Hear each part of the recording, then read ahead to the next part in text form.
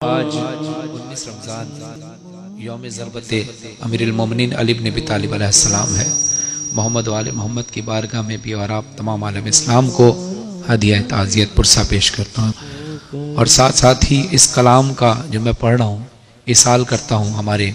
معروف ذاکر اہل بیت، شاعر اہل بیت جناب حیدر عباس رضوی صاحب، جن کا آج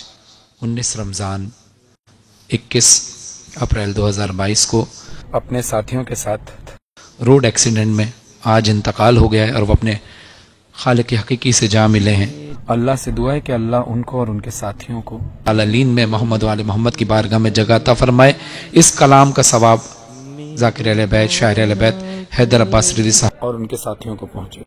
حیدر عباس رضوی صاحب کے اور ان کے ساتھیوں کے گھر والوں کو صبر جمیل عطا فرما میرے مولا، ان کے تمام لواحقین کو، بچوں کو صبر جمیل عطا فرما، زوجہ کو، ماں باپ کو، بہن بھائیوں کو صبر جمیل عطا فرما، دوست احباب کو صبر جمیل عطا فرما۔ ایک شعر خاص طور پر حیدر عباس رضوی صاحب کے سال ثواب کے لیے شہید صفدر جعفر صاحب کا شعر ہے کہ غسل میت